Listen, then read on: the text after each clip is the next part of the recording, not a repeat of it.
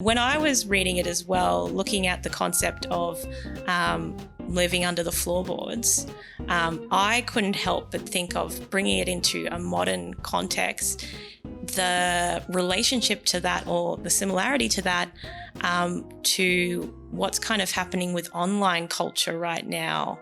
And I think your description makes it even more perfect of these people who feel like they don't have a place in society and that they're going to these kind of online spaces and there's a kind of nihilistic culture building there. Amanda, what do you think about that kind of connection? I think that's a really wise kind of observation to draw from the book because, nihilism is such an important theme of the book, and it's part of why our central character, who is petty and who takes his little bit of power and lords it over everybody else, and who, he's really unattractive, but his nihilism is pretty timeless in a way. And there is a deep streak of nihilism in the way that we see people engage in the online world, I think, in the idea that, nothing really matters and that you can choose to detach from real society and exist in this other place where you aren't who you really are. You don't behave like you would if you were among real people. But nevertheless, all of those decisions have consequences.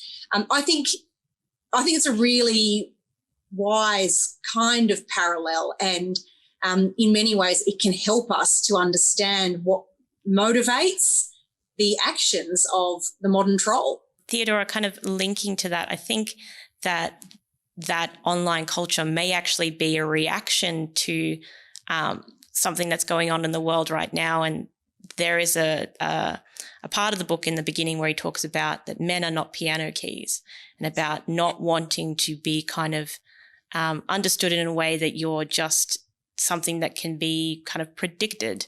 I feel like maybe with identity politics becoming a bigger and bigger thing, there's more of a push in culture to, no, you are a piano key, you are this, and this is what you should be. And that even this online culture developing, which is quite nihilistic, is maybe a reaction to that, just like our narrator is kind of reacting to Russian society at the time. What do you think of that? Yeah, I would agree with that. And I think the troll comparison is really interesting because, I think you could say the narrator sort of relates to the modern day troll in a couple of ways. So first of all, that idea of the piano key, I don't want to be like everyone else. I don't want to be predictable and so on. And he talks about that all the time. I'm so different to other people. Oh, if only they knew what was going on in my mind right now.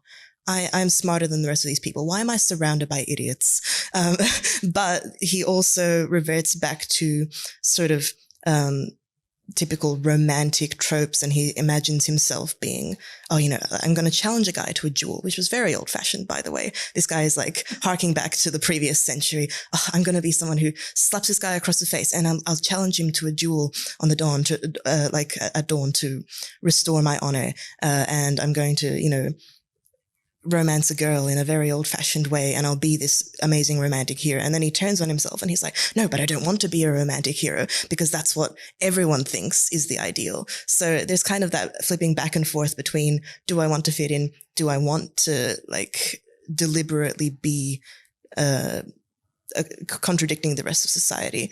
And then there's also that element of meanness of the internet troll, of trying to identify people's weaknesses and their foibles and latching onto that and trying to exploit it for the sense of power. So as Amanda mentioned earlier, this guy's so bitter. He's a civil servant, so he works in petty bureaucracy anyway, in a very bureaucratic country.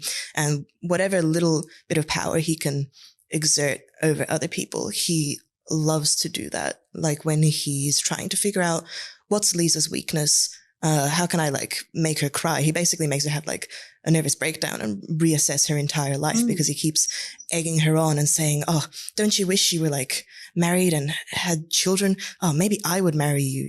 Oh, what happened to you to push you out onto the streets? And he just keeps egging away at her until he finds that weakness and pushes her to breaking point. And so that's basically what an internet troll does, I guess, in many ways. So I guess you can, looking at that, you can say people haven't really changed that much. I think a lot of people in our times do still have that tendency to want to try to exert some element of control over people wherever they can.